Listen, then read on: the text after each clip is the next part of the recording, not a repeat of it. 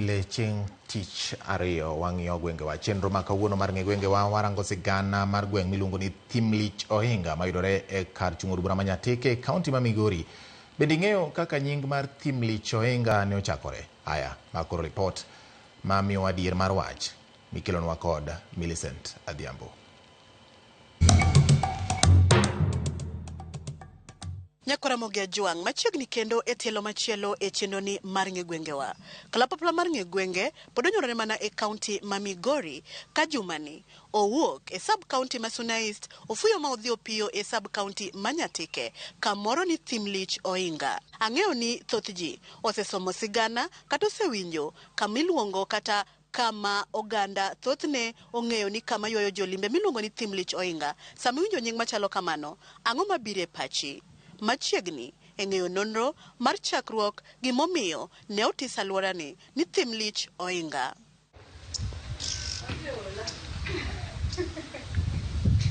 Mana kaka pile, mokwongo wacho kod paro mopogore mag jodak e wi gino magiparo. Ka ne thim, le mane nitie, ne onge mier. Koro ka ne kwara chieng' obiro ka, le ne ni ka. Ne en kar le manomiyo chake ni en Thimlich Ohinga. Ohinga te ema. Gini nying adek. Mokwongo wan gi thim. Tiende ni en kama otimo bungu man gi yiende mang'eny kabisa. Wan gi lich. Ne en kama bunguno ne miyo koro obedo gi le moko malich machalo kaka jope, le machalo kaka kwach. Ne wan gi le machalo kaka sibuor. Koro le malich go ne miyo ka iluongo ni lich. Ohinga en kidi mane pango ma kidhi ei bungu kucho tiyudo kite manopang mang'eny kabisa moidho kama ne joma chon odakie. Koro mano miyo waluongo ka ni Thimlich Ohinga. Nitie jaduong' moro no Aramba higa 24 iluongo no Chieng'. To ne gibiro gi ka gi ng'ato no Luoch. Koro kane gidonjo e Ohinga ka ne gin ji ariyo machiel, ng'ato achiel ne duong' ne ng'ato kimila ma pinyni. Koro bang'e Oluoch nodar nodhi dire kache Ohinga mo machielo e bathe kama chiegni. To Ndiek noywak nyaka piny oru mag sibuoche. Gondiego toyo. Koro Oluoch ne tin gi ji. Omiyo Chieng' nogolo ji ka kowacho ni Oluoch nyowatero kocha. To koro osenindo ndalo 4 kono. To Ndiek ywak modhiera nono. Dhi ulim na uru joma nyo Oluoch odhigo kanyo gi nok. Ondiek nyalo chamo gi thimni lich nande. Mano nomiyo chake ni Thimlich. Nyakora Mogia Juang bang' winjo paro mopogore kowuok kuom jodak e wi kaka gilieko kotenore kod nying mar Thimlich Ohinga. We koro wawinj anena adieri kotenore kod kuku mar wach gima dine mi chak alworani ni Thimlich Ohinga. Kapok le odaro dhi malo, ka ne nigi sibuoche gi le magergo, ne ni e dala, ne ni e pinyni. Koro ka ng'ato nochieng' rabok, no Arambo mobiro ka, nonwang'o ka joma nene ka nosedar, ka odari gi tienge mag ji. Kaboch ka chieng' odak ka, odar gi lweny. Kanyam ka odak ka, odar gi lweny. Kae to dong' Kadem. Koro ku chieng' rabok no Andhiwa, to biro dak e Kadem ka, e higa mar 24. Koro ka nodonjo ka nonwang'o kaka thim malich. Maka sibuor ywak to wacho, to ma thim malich manade. Mae manokelo nying mar Thimlich. To ka nigi gundni machon manoger gi joma ok ji ong'e maber. Ok ji ong'e gi maber nikech gin tienge mang'eny. To nogero Ohinga ni mondo geng' gik machalo wasigu madhano to gi gik mager manyalo donjo miti ketho ngima jamni, chiaye mane wan godo. Omiyo ka wadhi ng'iya ka toko udi mag nyaluoge to nitie Ohinga mar dala gunda maduong' kabisa iluonge ni Kochieng'. Gunda ni oting'o dipni 6 e iye gi dharange 7 ma jaduong' ka jaduong' nigi kama ne wuokie. Oting'o kaka piny, ochalo ng'ama oting'o piny ngima. Koro jaduong' moro nigi joge magi rangae, jaduong' machielo nigi joge gi rangae, kamano nyaka oluoro kamiluongo ni got mar Thimlich ni.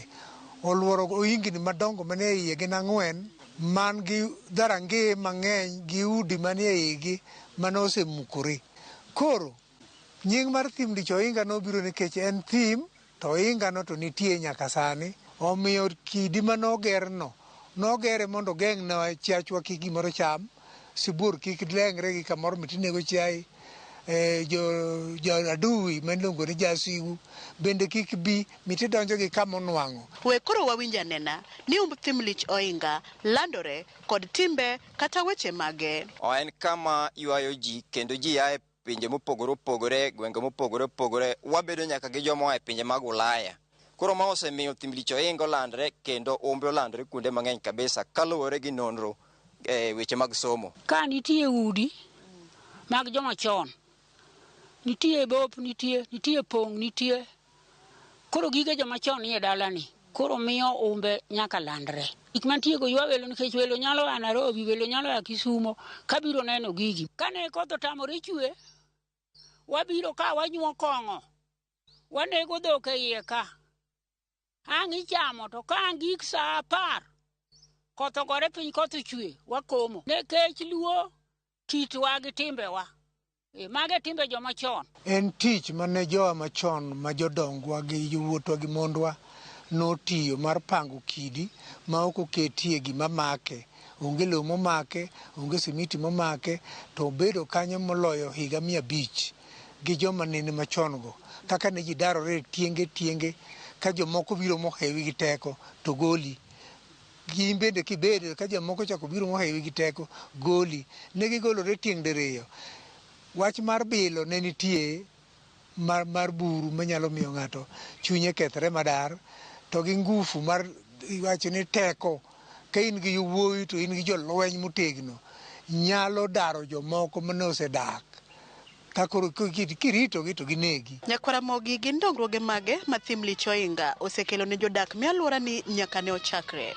Ber kabisa nikech mokwongo ndiko jogewa, nyithindwa ma nyithind area ma wantiene, makata an mawuoyo ni asetiye iye ka mar higni 20 gi wiye, ma aseretaya higa 2005 an dala. Taneno ber nikech apuonjogo nyithinda, atimo ga nyuomo go dhako, miya gik madinga akonyrago. Senta bende onyuolonwa bathe kama chiegni, sikule bende onyuolonwa bathe kama chiegni. Koro ohala dhi mbele, somo bende dhi mbele. Wakonyre go ohinga ni nikech kata wakanye gi dhok to warwako ohinga ni to warigo lodi to wadhi adhiya miechwa. Yiendwa moro wan go kani pedo, yiendwa moro wan go kani akech, yiendwa moro wan go kani lang'u, yiendwa moro wan go kani yago. Yien gi gine mane wakonyre kodgi e ich muor. To gin rem kata kwayo mage ma gin go? Pok wanwang'o dongruok, pod wagomba mondo kelwa dongruok. Maendeleo waonge go. Ka wanyalo yudo gimiluongo ni sitima, mach kotudnwa ka, to welo nyalo biro ka kata kogik seche mag otieno, to ginyalo bedo gi thuolo kata gi kinde mar manyangafu kabisa. E gweng' mar thim lich en kama otuo kabisa. Koro ka ginyalo ng'iye gi wang' maber ma gikuny pi e iye ka, to wan gi geno nikech nitiere welo mabiro ka ma gikampe iye ka kata gidak ka kuom juma achiel.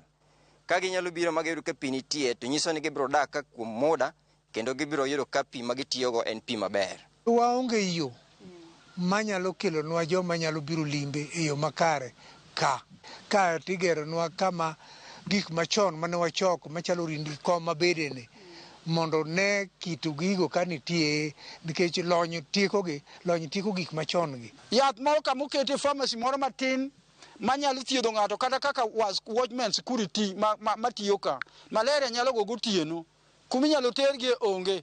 Nyakwara Mogi Ajuang gi kanyo mwachopo godo e giko mar tielo makawuono e chendoni mar Ng'e Gwengewa.